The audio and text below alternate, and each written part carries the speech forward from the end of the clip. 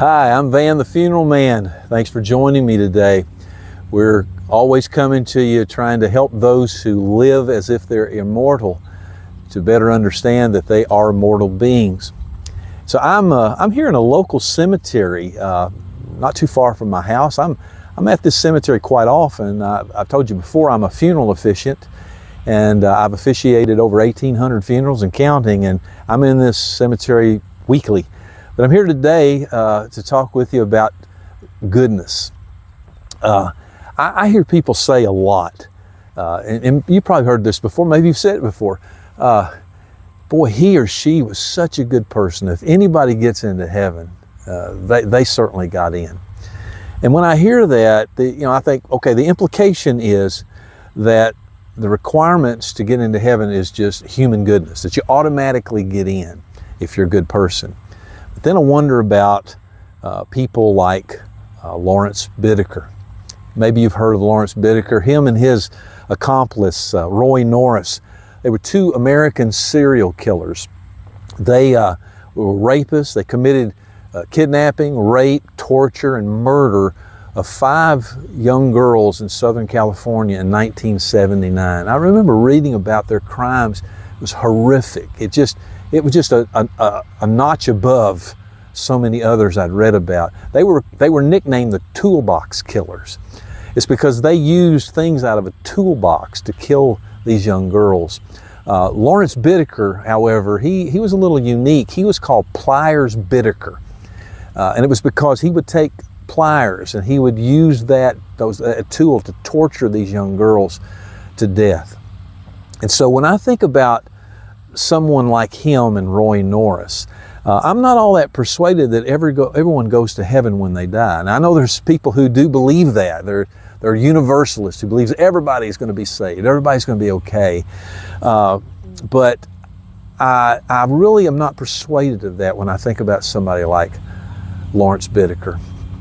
Now, if you're depending on your personal goodness to get you into heaven, I think there's some questions you need to ask, you need to think through. And I want to help you do that today. I think of 3 questions. First, what degree or measure of goodness must you have in order to get into heaven? In other words, what is the bar? Where's the bar must be set? And the second question how would you know when you've achieved enough goodness? And then thirdly, what would this goodness look like? So let's take the first question. What degree or measure of goodness must you meet? What is the bar? Well, think about it this way. Wouldn't it be God's determination, not yours? I mean, think about heaven as being God's house. And in order for you to get in, He's going to decide who gets in and who doesn't get in. And so it's not really up to us to figure out whether we've been good enough. It's up to Him, not us.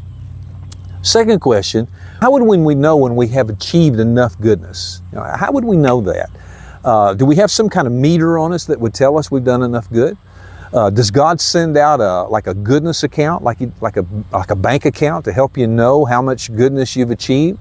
I don't think so. I've never received such an account in the mail. So, in fact, it would be utterly cruel of God to say, okay, it's your personal goodness that's got to get you in, when we don't even know how much we've done, how much we've done enough. That would be cruel on God's part. So the third question, though, and I think this one's the most important, because we all think we're good, but what would this goodness have to look like? Whatever the goodness it is to get us into heaven, what would this goodness have to look like? Well, I've heard some people put it this way. Well, I'm not very religious, but I'm a good person, and that's all that matters. But is it? Is that all that matters? Is just being a good person according to you? Think about it this way. Imagine with me a single mother who has a son, and she was determined to raise her son to be a good person. She worked day and night to get enough money to put him through school and then put him through college. She taught him, be good to the poor people, good to needy people, do good things in the community, be honest, work hard, be a good person. We got out of college, he was that. He got a job, he was working hard, he was diligent, he helped the poor, But one thing he did not do, he never went to see his mother. He never visited her. He never called her. At Christmas, he would send her a card. That would be about it. Now, let me ask you, would you consider him a good person? Think about it. He has ignored the very person whom he owes everything to. Would you consider him a good person? I don't think so. So, what happens is, I think this is where we really get it wrong. When we think about our goodness, we think about it on our terms. But here's how God describes us. He tells us in His Word that we are like sheep who have gone astray. We've departed from the Good Shepherd. We're living out that truth. And what it means, what it looks like in real life, we live for ourselves and we seek God replacements. We should be seeking God because we owe Him everything. We owe Him our very life, our very next breath. But we seek out God replacements. And so when we do this, can we really say that we're good people?